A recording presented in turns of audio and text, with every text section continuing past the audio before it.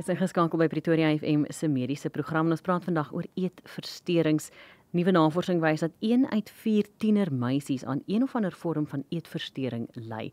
Ons praat hieroor met Marlene van der Berg. Sy is 'n terapeutiese programbestuurder en arbeidsterapeut by Netcare Akiso Montrose Manor. Goeiedag Marlene, baie welkom. Baie dankie vir die uitnodiging. Ek is 'n oud Pretoriaaner, so dis veral lekker om met julle te gesels oor hierdie belangrike onderwerp. En ek dink is iets wat baie meer algemeen voorkom as wat 'n mens regtig wil erken, maar kom ons begin by definisies. Wat sal 'n mens definieer as 'n eetversteuring? Ek dink almal verstaan anorexia, almal verstaan seker bulimia, die deel waar mense meer opgooi, en dan verstaan ons ook natuurlik binge eating disorder of ooreet syndroom. Maar ek dink as ons regtig mooi kyk na wat eetversteuring, moet ons mekaar sê dat dit eintlik 'n sielkundige diagnose of probleem is, wat ek so sukkel met my emosies, my omstandighede, 'n klomp dinge in my lewe, dat ek dan kompenseer of eetgedrag gebruik om myself te beheer, om my emosies te beheer, om kontrole te hê oor my lewe. So eintlik praat ons hier van 'n baie ernstige geestesgesondheidssiekte, kondisie. Jy het nou na twee verwys. Jy het verwys na anorexia en bulimie. En ek verstaan ook dat dit dan eintlik meer 'n geestesversteuring is as 'n fisiese versteuring. Watter eetversteurings is dan hier alles ter sprake, Marlene? Daar is eintlik die 3 groot eetversteurings wat ons ken. Daar's nou natuurlik 'n klomp ander kleintjies. Ek dink die ander eetversteuring wat belangrik is om te noem in hierdie gesprek is orthorexia, orthorexie, as ons dit nou baie direk vertaal, wat eintlik 'n obsessie is met gesond wees, en 'n obsessie is met gesond eet, en baie oefen, en baie hardloop, en ek dink dit is 'n baie belangrike eetversteuring om te verstaan, want baie van ons ouers, of ons ouer generasie, ly eintlik op 'n manier aan hierdie eetversteuring, wat dan in ons kinders, en soos jy daai statistieke gelees het, dan in ons kinders, amper die ernstiger eetversteurings verskyn dan in ons jonger geslag. Die anorexie, die bulimia, en natuurlik, die binge eating, die ooreet is so 'n siefkind van hierdie kondisies, maar dit is 'n verskriklike belangrike kondisie om ook te verstaan as ons praat oor eetversteurings. Dis nou baie interessant. Ek het nog nooit van tevore van hierdie eetversteuring gehoor nie, Marlene, maar ek dink wat ek ook by wil uitkom is die feit dat daar tog 'n verskil is tussen om jou eetgewoontes of jou dieet aan te pas vir 'n tydperk omdat jy gewig wil optel of gewig wil verloor, en 'n psigiese verbintenis met kos, nie waar nie? Absoluut. Ons begin praat oor obsessief. En wanneer hierdie gedrag jy amper, en dan dink ons ook aan verslawing, nê. Ons dink aan 'n gedrag wat jy nie kan ophou doen nie. Jy is later nie in beheer van hierdie gedrag nie. Jy moet dit doen, want hierdie is al wat jou gaan laat beter voel. So dit is baie interessant om te sê dat, ja, natuurlik, mense gaan op die ete, mense wil gewig verloor, mense wil gesond wees. Daar's eintlik geen probleem daarmee nie. Maar dit raak 'n baie groot probleem. Eerstens, as ek obsessief daaroor raak, en dit raak die manier hoe ek alles in my lewe hanteer en my emosies hanteer. Dit raak ook ongelukkig 'n groot probleem is as ek 'n ouer is of 'n volwassene is en my dieetkultuur begin afsmeer aan 'n jonger geslag, en 'n jonger geslag begin dan die negatiewe gedrag toon. Wat ons regtig baie oor wil praat, om te sê, dis nie noodwendig net die kliënt of die persoon wat die siekte het wat 'n probleem het nie, maar 'n hele gesin se verstaan en omgaan met kos en dieet en lyf is eintlik belangrik. En oefen, ons kan nie oefen vergeet nie. Wat maak 'n eetversteuring so gevaarlik, Marlene? Want 'n mens kan dit nie aldag by iemand sien nie. Hulle lyk nie noodwendig honger en uitgeteer nie. Nee, ek is baie bly jy sê dit was so belangrik. So groot 'n misverstaan van die siekte is dat jy moet uitgeteer en anoreksies lyk om hierdie siekte te hê. Natuurlik, iemand wat 'n verskriklike lae BMI het, baie lae liggaamsgewig het, dit is lewensgevaarlik, net as gevolg van hulle kan val, hulle kan seer kry, hulle kry hartkondisies, aritmias. Maar aan die ander kant moet ons ook praat oor hoe ongesond kompenserende gedrag is. Verskriklik baie oefen, lakseermiddels gebruik, opgooi, al daai het 'n groot elektrolyt wanbalans, wat dan ook natuurlik 'n lewensgevaarlike rol speel en organe affekteer. Dan moet ons natuurlik ook dink aan die emosionele en die geestesgesondheidsrisiko's, waar as 'n mens so lank sukkel en probleme raak, bly onopgelos, dat selfs selfmoord 'n rede is waarom hierdie baie lewensgevaarlik is. En ek sien julle lees dit so mooi, hoop, glo en leef. Op die einde leef ek nie meer nie. En wat is meer lewensgevaarlik as om eintlik op te hou leef en net in obsessie te lewe? Ja, verseker. En die syfers is skokkend. Ek het dit nou genoem, 1 uit 4 tienermeisies wat aan een of ander vorm van 'n eetversteuring ly. Wat dra by tot hierdie syfers? Ek dink dit is moeilik. Ek dink wat baie maklik vir ons almal sal wees is om te sê, dis die kinders van vandag. En wat vir ons baie maklik sal wees is om te sê, dis sosiale media.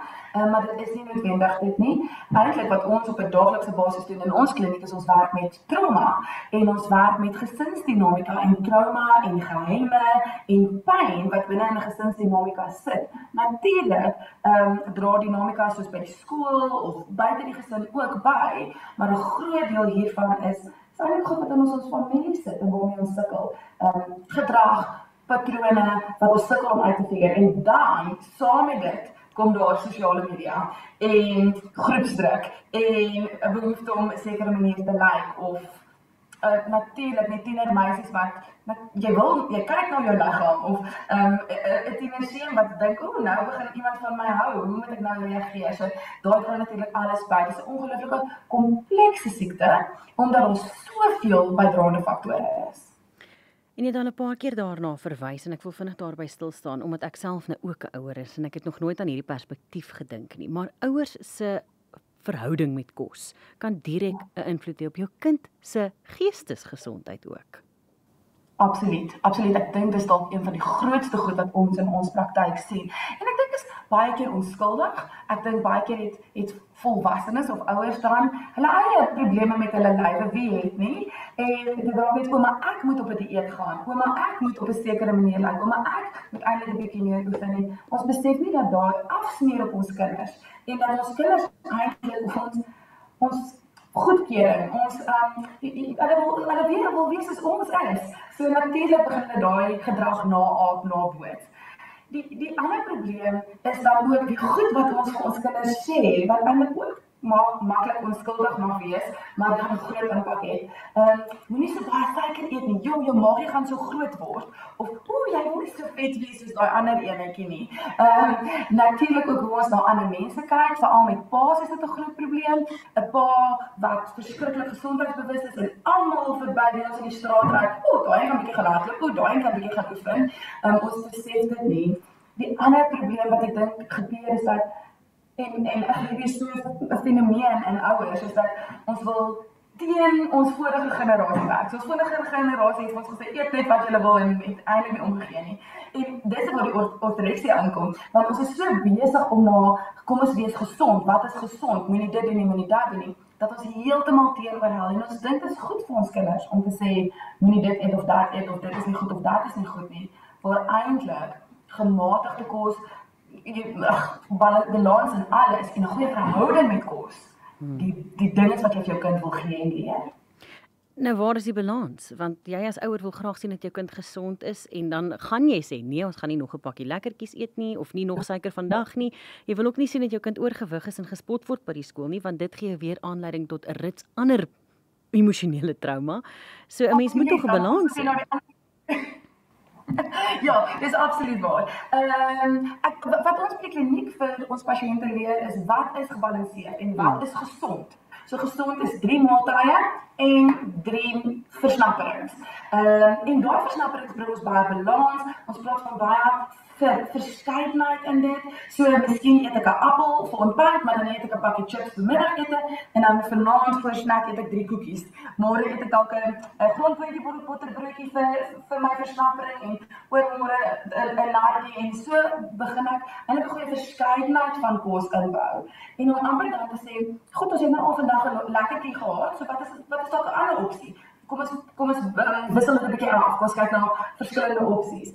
En dit natuurlik ook verskriklik baie met ons maaltye. Om te sê, gee ons kinders gesonde kos met gebalanseerde kos. En eet dit saam met hulle, want dis 'n groot ding wat ons nie doen nie. Oggend is besig, kan almal met dit gaan gryp en hardloop. Ek sien so baie kinders in die oggende by koffiewinkel staan en hulle moet ook net 'n ou koffietjie gryp en hulle moet net 'n ou broodjie eet hierso en daar's nie eintlik daai gesinsstruktuur van kom ons eet, kom ons maak kos 'n gesonde, gelukkige, gemaklike atmosfeer vir almal en ons eet gebalanseerd nie. So in ons stelsel glo ons in eet 'n bietjie vleis, eet 'n bietjie carbs, eet 'n bietjie groente, eet 'n bietjie ietsie van alles en jy gaan eintlik alright wees. Dis wanneer ons ekstreem raak, wanneer ons aan al twee spektrums van die twee uiterste gaan, wanneer dit problematies begin word. Marlene, ons het inleidend verwys na die syfers waar eetversteurings voorkom by dogters, maar dit kom ook onder seuns voor. Hoewel minder, is dit nog steeds daar sigbaar, nie waar nie? Absoluut minder. Maar nie daar nie. En baie keer net nie vorendag nie. Ek dink ons is baie keer, kyk hierdie siekte is baie interessant in dat wanneer iemand bietjie gewig begin verloor, dan sê ons, baie geluk, jy lyk so mooi. Maar met 'n dogter, begin ons baie vinnig bekommerd raak. Met 'n seun kan ons omdat 'n seun se eetversteuring baie keer anders lyk, dis baie keer ek hardloop baie of ek oefen baie. Omdat 'n seun se dan anders lyk, hou ons dan langer aan om hulle soos amper daai gedrag te praise en te sê well done, kyk hoe mooi jy hardloop so mooi, jy gaan oefen so pragtig, ek is so trots op jou selfdissipline. So ek dink dit is baie onopgemerk in seuns, maar dit kom wel voor. En dan natuurlik moet ons ook praat oor die ooreet sindroom wat baie by seuns, jong mans voorkom. En wat mens baie maklik kan sê, nee, maar dis net die kind wat nie wil sport doen nie, en die kind is net lui en sy maag gee net vir hom te veel lekker goed. Waar ons eintlik moet gaan vra, wat is die emosionele rede waarom hierdie kind kos as 'n vertroosting, as 'n geborgenheid nodig het? So natuurlik is baie ooreetsindroom in seuns. Op watter ouderdom min of meer begin hierdie eetversteurings posvat in 'n kind se lewe? Dis interessant. Mense kom natuurlik baie meer agter as hulle begin tieners word, 13, 14, 15, daai ouderdomsgroep. Maar wanneer ons met ons kliënte werk, dan kom ons agter dat van hierdie gedrag was al regtig daar soos 6, 7, 8 jaar oud. Ek dink byvoorbeeld aan angs en hoe kinders angs ervaar as psigosomaties, as my maag is seer, ek wil nie gaan toets skryf nie, en dan eintlik van 'n baie jong ouderdom af ons verkeerde lesse leer oor, nee, maar hier is eintlik angs, dis nie dat jou maag seer is nie, kom ons verstaan dit beter. So ja, dit kom uit op 'n tiener ouderdom, maar ons sien dat die gedrag baie lank reeds voor dit daar was. Marlene, en waar begin 'n mens as 'n mens wil ingryp as iemand in jou lewe of jouself dalk met 'n eetversteuring sukkel? Ja, ek moet dalk eers sê, moenie bang wees nie, daar is hulp. En moenie bang wees nie, mense kan help. En natuurlik is daar 'n stigma, maar daar's soveel maniere om dit oor te kom. Ek dink die beste manier om dit te hanteer is om eintlik na 'n gespesialiseerde eetversteuringstherapeut toe te gaan. Sielkundige, arbeidsterapeut, sosiale werker, iemand wat gespesialiseerd is in eetversteuring. Wat ons baie keer probeer doen, is ons probeer aan die kos werk. Ons wil sê, kom ons laat jou beter eet. En dan gaan ons dadelik na die eetkundige, ons gaan dadelik na die eetplan toe. Wat natuurlik in die proses van eetversteuringsverbetering en behandeling belangrik is, ons moet begin by die emosies en te verstaan, waarom doen jy die gedrag? Wat het jy nodig dat hierdie gedrag vir jou help? En dis waar ons wil werk. So, dit sou ek sê, en ons klinieke soos ons, en ons paar klinieke in Pretoria wat algemene psigiatrie klinieke het, wat ek seker kan kontak en vra, is daar iemand wat eetversteurings-ervaring het? Kan julle my stuur na iemand in my area wat kan help? En ons sal dit natuurlik doen en sê, kom ons help jou met die beginpunt. Dis heerlik om met jou te gesels. Ek dink ons kan nog 'n halfuur praat oor hierdie belangrike kwessie, omdat dit iets is wat eintlik so gereeld in die samelewing voorkom. Marlene, baie dankie vir jou tyd. Baie dankie vir julle verskriklik baie. Dit was Marlene van den Berg wat met Pretoria FM gesels het in ons mediese gesprek. Sy is 'n terapeutiese programbestuurder en arbeidsterapeut by Netcare Akiso Montrose Manor.